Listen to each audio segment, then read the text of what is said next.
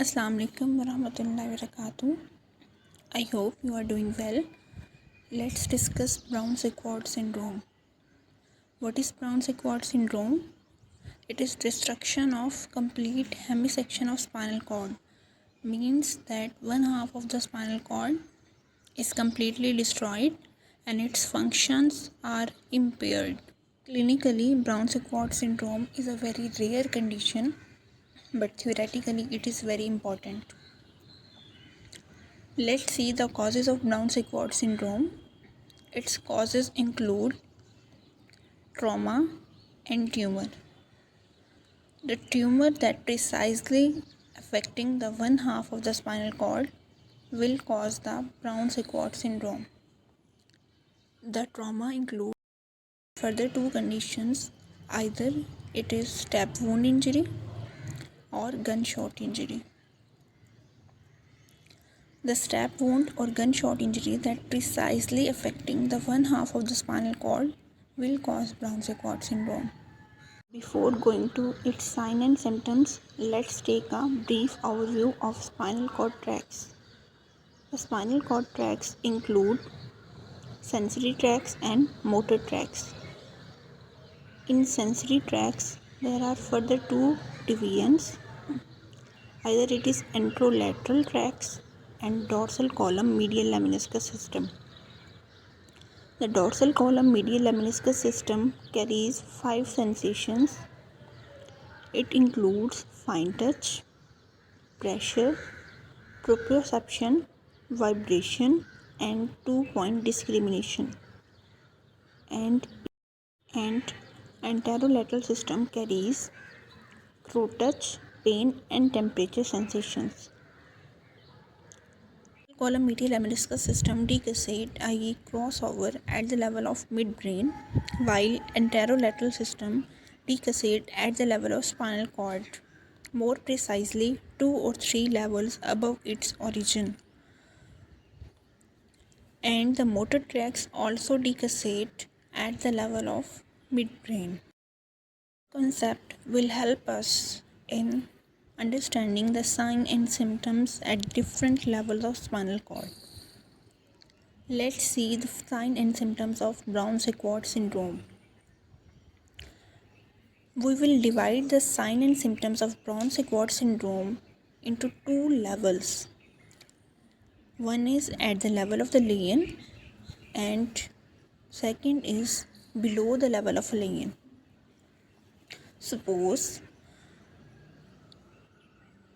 the hemisection of spinal cord is damaged at the level of T12. Now we see the symptoms at the level of T12 and below the level of T12. So at the level of T12, first we discuss the sensory loss. All sensations are lost at the level of lesion, i.e. at the level of T12. It is because all the neurons that carry the sensory information to the highest levels are destroyed. Therefore, no sensations are carried to the higher centers. Now come to the motor loss at the level of lesion. The motor loss includes lower motor neuron type of lesion, i.e. flaccid paralysis, hypotonia, superficial reflexes are absent, and deep tendon reflexes are also absent. Now come to the reason that why there is lower motor neuron type of lesion. Before discussing its reason, let's take an overview of the difference between upper motor neuron and lower motor neuron. Upper motor neurons are the neurons that originate in the cortex or brainstem, i.e. at the highest levels, while lower motor neurons are the neurons that originate at the anterior gray horn of the spinal cord or at the level of the spinal cord. So when a hemisection of the spinal cord occurs, it is lower motor neurons that are affected at the level of the lesion, because upper motor neurons that are carrying information to this level are intact, while the lower motor neurons that originate in the spinal cord are affected. Now come to the sign and symptoms below the level of lesion. Below the level of lesion, sensory loss occurs at two sides. Ipsilateral side, i.e. on the same side of the injury or lesion. Contralateral side, i.e. on the opposite side of the lesion. On the ipsilateral side, the sensations carried by the dorsal column medial lemniscus system are lost. These include fine touch, pressure, vibration, proprioception, and 2-point discrimination.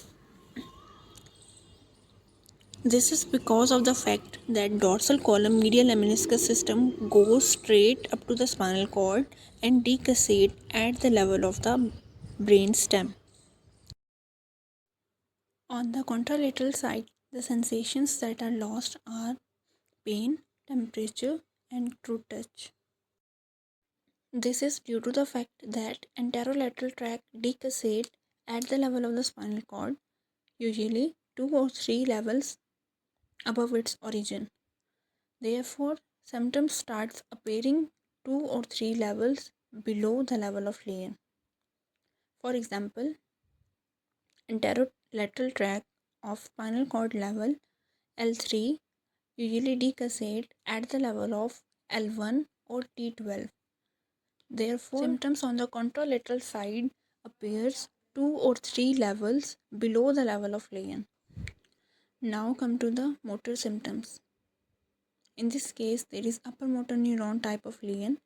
This is because upper motor neurons that are passing through spinal cord level T12 are destroyed and lost their command over neurons present below the level of T12. Upper motor neuron type of lesion includes spastic paralysis because the command over the lower motor neurons present below the level of T12 are lost and they become super excited. Therefore, hypertonia and spastic paralysis occurs. And there is a positive Babinski sign